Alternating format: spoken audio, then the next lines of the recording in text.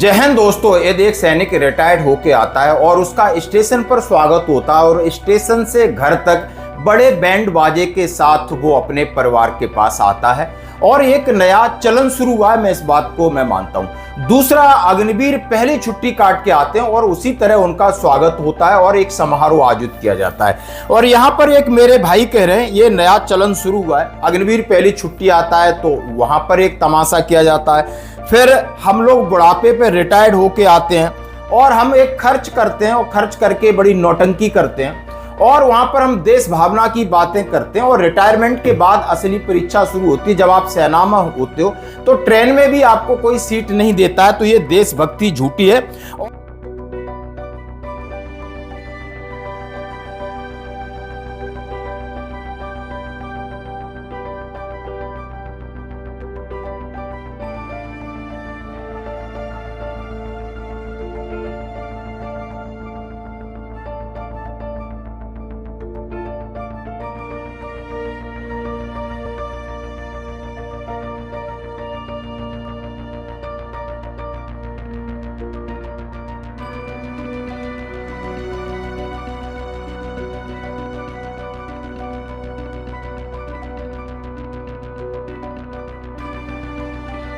और इससे पता चलता है कि फौजियों का दिमाग मोटा होता है या घुटने में होता है। चुपचाप अपना पैसा खर्च न करें, शांति से आए और अपनी पेंशन को एंजॉय करें और फालतू के खर्चे ना करें।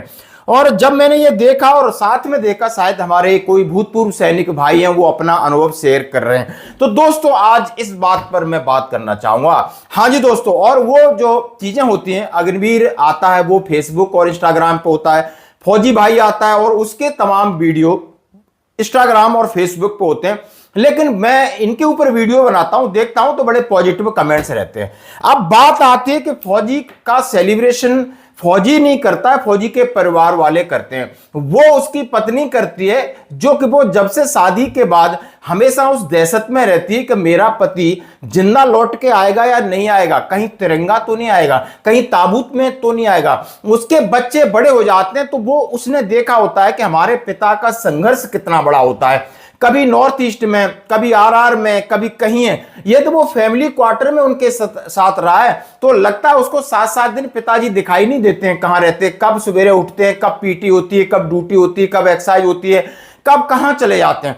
तो जब बच्चे बड़े हो जाते हैं समझते हैं कि नहीं, ये पिताजी का बड़ा संघर्ष था। और फौज में कहा जाता है कि आप रिटायरमेंट सकुशल वापस आ जाते हो तो यही बड़ा अचीवमेंट है, क्योंकि फौज ना ही कोई नौकरी है ना ही कोई बिजनेस है। यहां पर एक निस्वार्थ भाव से सेवा करना है और इसमें आपकी जान जा सकती है, पहले दिन से हम कसम खाते हैं।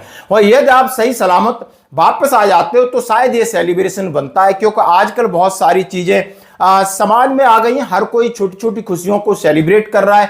शायद पुराने समय में न होता हो, लेकिन यहां तो अब तो परंपरा बन गई है। और ऐसे परंपरा पहले हिमाचल या पंजाब, जहां पर ज्यादा फौजी होते थे, पहले से है, और राजस्थान में भी थी, लेकिन अब हर जगह हो गई है। तो दोस्तों, इतना बड़ा संघर्ष के बाद इस तरीके से लिखना कि हाँ ये बात सही है कि आप देशभक्ति, यदि सिविलियन कहते हैं तो आपको वो देंगे कुछ नहीं, देंगे कुछ नहीं, ये बात सही है। प्रशासन अधिकारी आएंगे, अपनी जेब से कोई कुछ नहीं देगा। और उसके बाद सेवानिवृत्ति के बाद यदि आप राजनीति में जाते हो तो फिर लोग आपकी टांग पकड़ के खींचेंगे, बड़ा फौज से आया है, इसको कुछ पता ही नहीं है, फौजी का दिमाग घुटने में होता है, अभी ये राजनीति करने लगा है। कहीं आप अपनी कोई बात रख देते हो, आपके पास एक्सपीरियंस है, पूरा भारत का एक्सपीरियंस है, विदेश का एक्सपीरियंस है, लेकिन आपकी बात को लोग तवज्जो नहीं देंगे, क्योंकि यहाँ जो घाघ बैठे हुए, जो यहाँ की व्यवस्था पर अपनी पकड़ बना के बैठे, वो आपको नहीं देंगे। फिर आप कहीं बिजनेस करते हो तो आपके साथ छल होगा।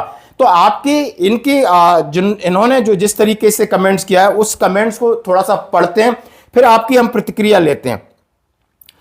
पहली छुट्टी पर उन्होंने कहा अग्निवीरों और रिटायरमेंट का नया चलन हो गया है। पहली छुट्टी पर अग्निवीर आता है, अपनी ड्रिल करता है और अच्छे से, कईयों की तो ड्रिल भी ट्रोल हो जाती है। और समझ में आता है कि शायद नए लोगों को प्रेरणा मिलती हो, लेकिन ये जोश है, लेकिन वहां थोड़ा अटपटा भी लगता है, चल जाएगा।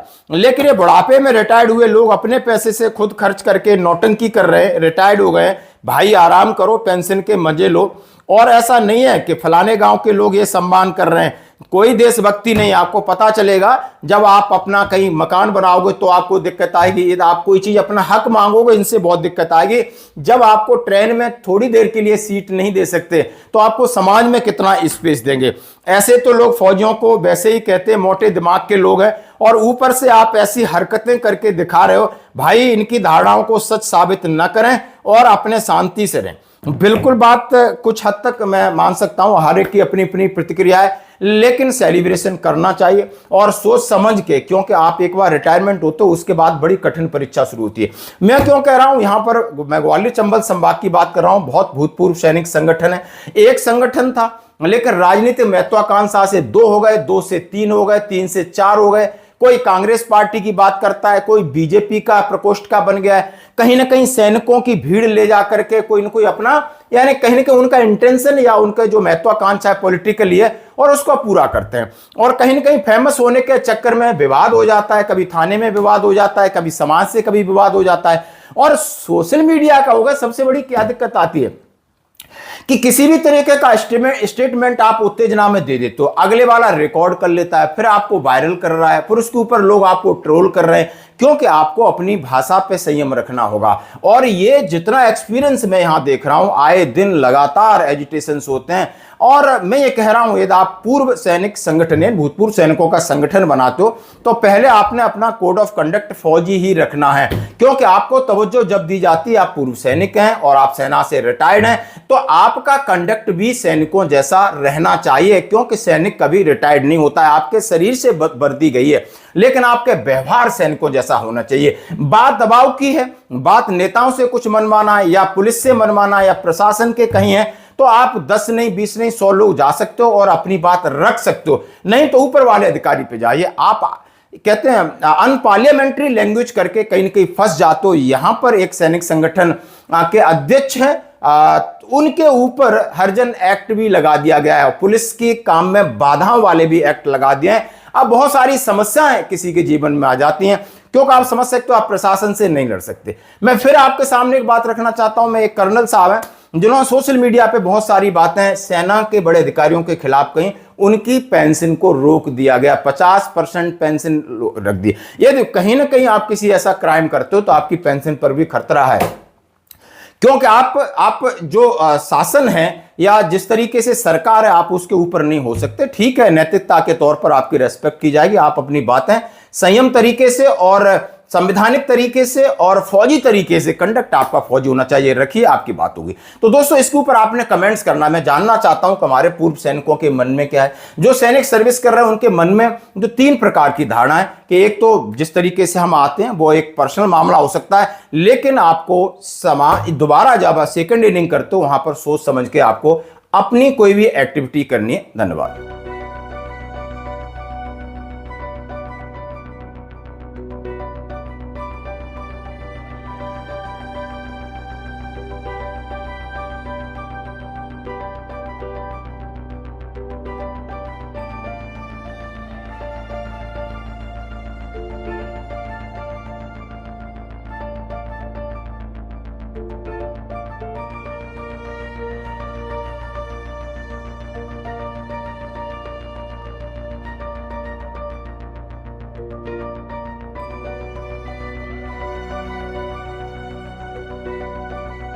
अगली बार आगो तो वर्दी पहन के आगो न रे।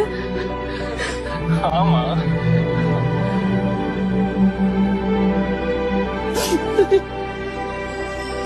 बन गो तुम। जी पापा बन गए हो।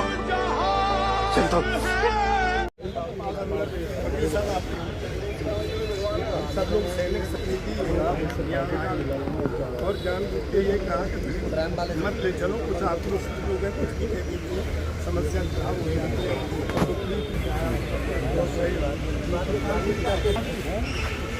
मैं अपने